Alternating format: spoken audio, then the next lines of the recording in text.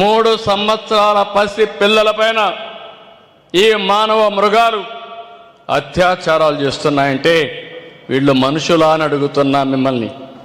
అలాంటి వాళ్ళని క్షమించాలని అడుగుతున్నా. నేను అందుకే ఒక మాట చెప్పాను, ఇప్పుడే హామీ ఇస్తున్నా, ఈరోజు కూడా హెచ్చరిస్తున్నా. 1 సంవత్సరం అందరికీ చెప్పా, ఏజెన్సీ ఏరియాలో క్లియర్గా చెప్పాను, ఎక్కడ గంజాయి పెంచడానికి వీలు లేదు. 10,000 ఎకరాల్లో గంజాయి ఉంటే ప్రత్యామ్నాయ పంటలన్నీ కూడా ఇచ్చి గంజాయిని నిర్మూలించే ప్రయత్నం చేశారు.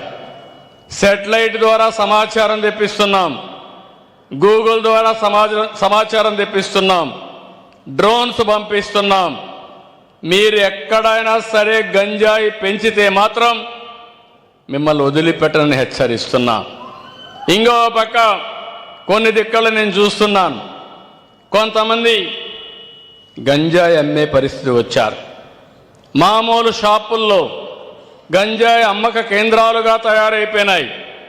ఇప్పుడు అవన్నీ కూడా మనం గట్టిగా టైటన్ చేసి ఇప్పుడు కొత్తగా మెడికల్ షాప్లో మత్తు పదార్థాలు అమ్మే పరిస్థితికి వచ్చారు. అంటే ఎక్కడికి పోతున్నా నాకైతే అర్థం కావడం లేదు. దీనిపైన కూడా నేనే పేరు పెట్టాను, ఈగలని. రాష్ట్రం మొత్తం ఇలాంటి వ్యక్తులపైన డేగ కన్నేశాం, 3వ కన్ను చూస్తానే ఉంటుంది. మిమ్మల్ని ఎవ్వరిని వదిలిపెట్టనని మరొకసారి హెచ్చరిస్తున్నా. మారితే మారండి, మారకపోతే ఈ రాష్ట్రంలో ఉండడానికే మీకు అర్హత లేదు. ఈ విషయం మీరు గుర్తుపెట్టుకోండి. ఎవడైనా సరే ఆడబిడ్డల జోలుకొస్తే అదే చివరి రోజు. శాశ్వతంగా మత్తు దిగిపోతుంది. ఆ విషయం కూడా వీళ్ళు గుర్తుపెట్టుకోవాలి. వెన్నెముకలో వణుకు పుట్టాలి.